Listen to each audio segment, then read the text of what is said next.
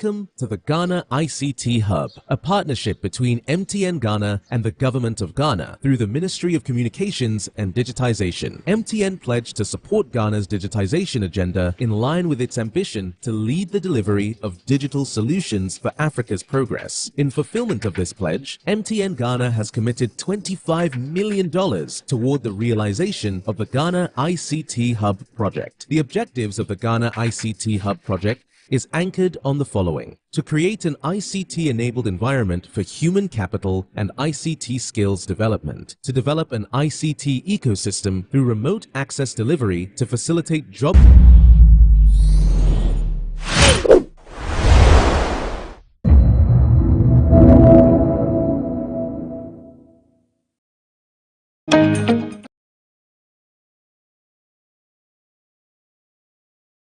That I came here. Mr. Speaker, I think that Article 68 is very clear and simple. We do not need to import ambiguities and then douse into it. It specifies two things. One, if the president is physically absent in the country, then the vice president is enlarged and supposed to act. On the other hand, if he is in the country, but for one reason or another, he cannot perform the function of president, then the vice president can act. You don't need to import other misunderstanding to this provision at all. It is unnecessary. It is pedantic. And you have been verbose. So I think that the interpretation given by the Honourable Minister for Lands and Forestry and my very good friend Robson there is that while the president is outside, the vice president is in acting position. He's the acting president. That is not the issue. What he is doing there, what the reason for going out, leaving the jurisdiction of the country, is not an issue. What the fact is that he is physically outside the country. And that is what 68 is talking about. So, Mr. Speaker, I think that the minister is correct. The Honourable Minister for Lands and Forestry and MP for Damango is correct. And then we should limit ourselves to this ordinary interpretation of the Constitution, this simple interpretation of the Constitution, that the president is physically outside the country, the vice president acts. If the president were here and is not capable of doing the work, the vice president acts. Simple. Any other interpretation is absurd and then misconstrued. Thank you. Thank you very much. Now you bring to a close this particular chapter. We will revisit it one day. We will revisit this issue one day. So, yes, Honorable Majority Whip. We have earlier come under Order 53. 52, I think, vary the order of business. Shall we revert to item 5, question time?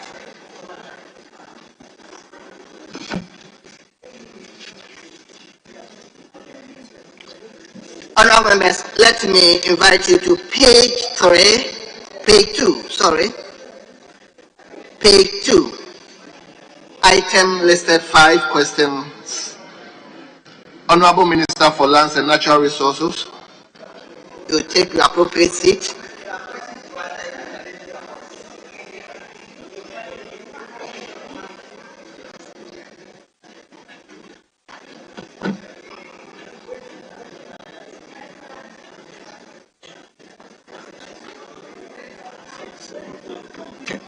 Honorable members, we have 10 questions for the minister.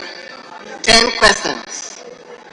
The directive is that if the question is a constituency specific, we are not going to pass on any supplementary question to any other member if it is constituency specific. I hope you bear with me. Very well. So you begin with question 1117. And the question stands in the name of a member for Impoho, Honorable John Kobina Aban Abua Sani. Is Sani not around?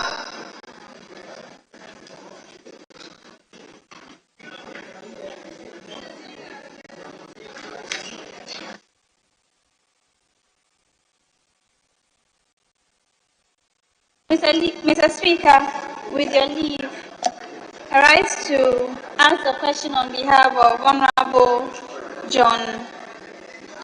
Honorable Leader, I haven't permitted you. Again. I haven't granted that. So on hot grounds are you coming?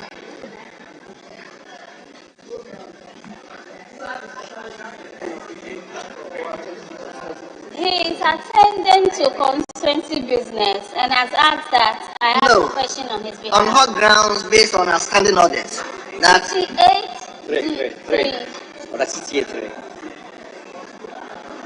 Very well, leader. Let's hear you. Thank you. Thank you very much, Mr. Speaker. But honored members, we are all learning.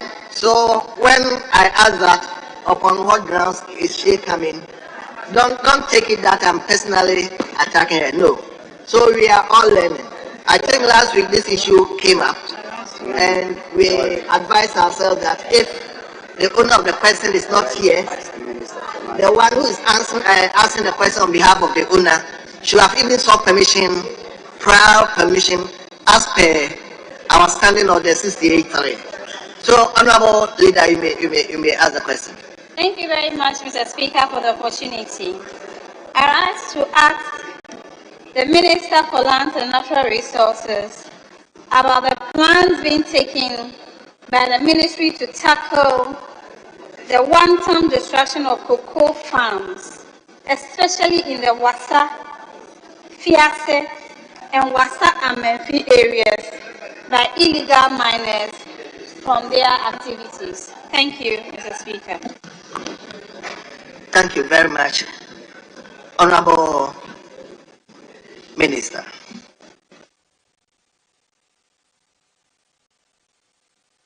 Mr. Speaker, thank you very much. Mr. Speaker, first of all, permit me to reiterate the mandate under the ministry, which is to ensure the sustainable and efficient management of the lands and natural resources of our country. Mr. Speaker, in line with this mandate, the ministry develops policy, legislative and regulatory framework for the management and utilization of our natural resources. Except for the regulatory enforcement undertaken by the Minerals Commission, enforcement of these laws, including dealing with illegal mining activities, is within the remit of the security agencies as established by law. Nonetheless, Mr. Speaker, since assuming office in 2021 in partnership with other state agencies, the ministry, under the leadership of President Akufo-Addo, has employed a two-pronged approach to clamp down on illegal mining activities across the country. That is law enforcement and reformation of the sector.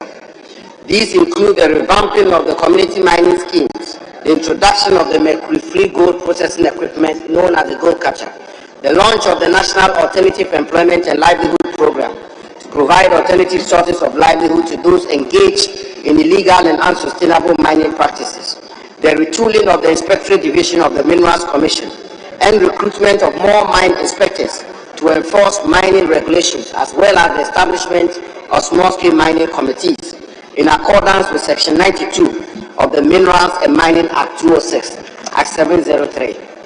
Mr. Speaker, specifically in respect of the Wassa areas, in Wassa Amenfi, we have launched a community mining scheme in Afransi in the Wassa Amenfi East Municipality, and in Wassa Fiase, 2 schemes have been launched in Akon in the Takwa in Suya Municipality and Abosu in the Pristia Guli Valley Municipality to engage the youth in legal and responsible small-scale mining and prevent the destruction of cocoa farms. About 14 other community mining schemes are scheduled to be commissioned in the coming days in Adjewoso and Kedadren in the Takwa in Suya Municipality, Adamanso, Mansiso, and Sushenso in the Wassa Amenfi East Municipality, and Kase and Sunyameye, Ayem, and Hiawa in the Wassa Amenfi Central District, and Adafi, Afriye Krom, Breman, Amuaman, and Ankani in the Wassa Amenfi West Municipality. As part of measures to promote responsible small-scale mining, 10 block-out areas in Wassa Amenfi East, 6 in Wassa Amenfi West, and 2 in Wassa Amenfi Central have been gazetted to inform all those interested in legal small-scale mining to apply for licensing. Interested applicants can apply from the comfort of their homes through the online application portal launched by the Minerals Commission. Additionally, Mr. Speaker, the Minerals Commission and the National Alternative Employment and Livelihood Program are implementing alternative livelihood programs, including oil palm plantations, to engage those involved in illegal mining. In the area of law enforcement, we've inaugurated small-scale mining committees in Wasa Amenfi East and West municipalities, Wasa Amenfi Central District, Tapa Insue Municipality, and Pristia Huli Valley Municipality, chaired by the municipal and district chief executives, who double as the chairpersons of the municipal and district security councils to assist the district offices of the Minerals Commission to effectively monitor small-scale mining operations. The district offices of the Minerals Commission in the area continuously circulate reports of illegal mining activities to the regional, municipal, and district security councils to inform their decisions and seek their collaboration in tackling this menace. These measures are supported by the Ghana National Association of Small-Scale Mining operating in the area. Mr. Speaker, let me assure this august House of the unflinching commitment of the Ministry of Lands and Natural Resources and my personal commitment to persevere until we are successful at constructing here in our country a viable, sustainable, responsible, and environmentally sound small-scale mining, which contributes meaningfully to the national economy of our country while safeguarding the integrity of our natural environment. I thank you, Mr. Speaker. Thank you very much. We move to question 1569. Question 1569. And the question stands in the member for Sisala West. Sisala West. Honorable Mohammed Adam Saparu. Honorable member, I said this is a specific constituency question. I'm not going to pass on any supplementary question. Mr. Speaker, yes, honorable member for one.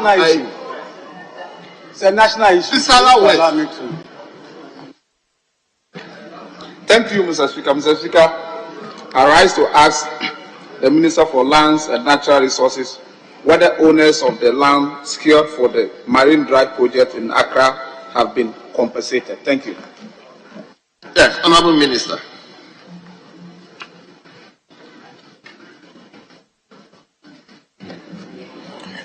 Mr. Speaker, the land earmarked for the Marine Drive Tourism Development Project, measuring approximately 241 acres, was acquired in 2016 by the State Lands, Accra, Osu, site for Marine Drive Investment Project Instrument 2016, EI 59. Following the publication of the executive instrument, several claims for compensation were submitted to the Lands Commission. Out of the claims received, the claim by Efia Africa Hotel has been assessed and duly paid. Compensation for 4 other claimants, namely Dream Reality, Vase Enterprise, Developing Women for Mobilization, and Spans Babcock Holdings BV, have been approved by the Lands Commission and communicated to the Ministry of Tourism for payment. The Commission is awaiting release of funds from the Ministry of Tourism to make payments. Meanwhile, Mr. Speaker, Spans Bangkok Holdings BV has instituted an action in court challenging the quantum of compensation approved by the Lands Commission. This matter has to be resolved before the compensation to the company can be settled. Other claims have not been processed due to conflicting claims. The Lands Commission is working with the relevant parties to resolve the conflicting claims.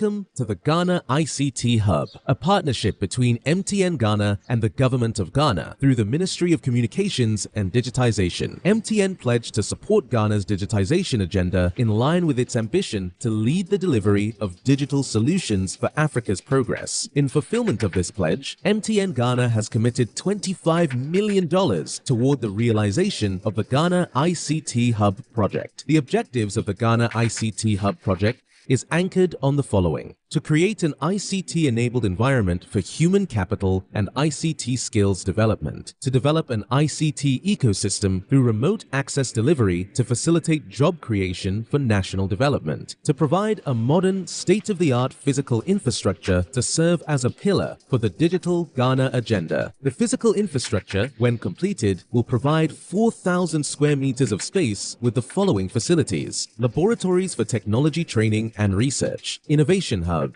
co-working spaces for tech innovation startups, Tier 3 data center, conferencing facilities, offices and meeting rooms, commercial lettable spaces, gaming area, restaurant, ancillary facilities. The technology laboratories will be fitted with the next generation ICT equipment and applications to provide the youth of Ghana with practical training in Industry 4.0 technologies such as artificial intelligence, AI, machine learning, cloud computing, 3D printing, robotics, Internet of Things, IoT, advanced manufacturing. Total of 160,210 hectares of our forest was lost.